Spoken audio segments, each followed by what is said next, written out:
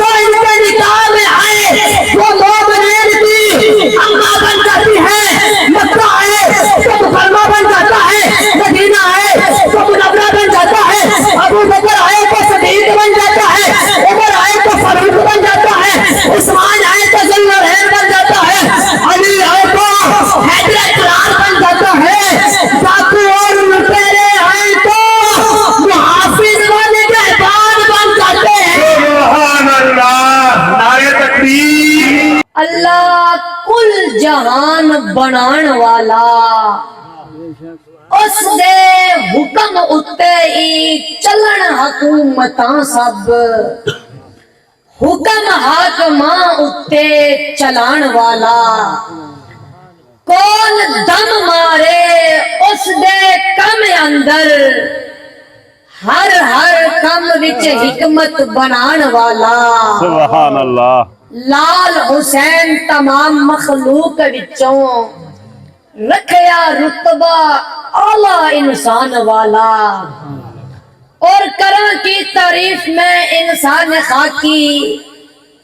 تعریف نبی دی وچ آسمان ہندی سبحان اللہ ثابتی صدق یقین کر لے شان نبی دی نہیں بیان ہندی واہ بے شک اور کراں کی تعریف میں انسان خاکی تعریف نبی دی وچ آسمان ہندی اس نو لوڑ نہ ہور دلیل کوئی جس نے پڑھی ہوئی کتاب قرآن ہندی سبحان اللہ لال حسین رسول دا ذکر کریاں تازگی وچ ایمان ہندی سبحان اللہ میرے بھائیوں اور بزرگوں السلام علیکم ورحمۃ اللہ وبرکاتہ السلام ورحمۃ اللہ میرے بزرگوں تمام تعریفیں اس خالق کائنات کے لیے ہیں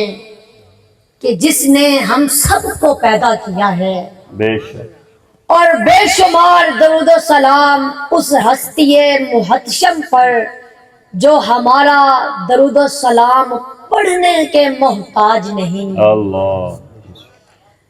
میرے بھائیوں اللہ اور اللہ کے فرشتے آپ صلی اللہ علیہ وسلم پر درود پڑھ رہے ہیں بے شک عجیب فیض ہے آقا تیری محبت کا درود تجھ پر پڑھوں اور خود سمر جاؤں سبحان اللہ سبحان اللہ یہ تو لگ ہی نہیں رہا کہ ہم شور کوٹ کی محفل میں بیٹھے ہیں روحانیت کا ایک ایسا سما ہے یوں محسوس ہو رہا ہے کہ ہم گنبد خضرا کے سامنے بیٹھے ہیں سبحان اللہ کیا بات ہے محبت مصطفیٰ جس کے سینے میں ہے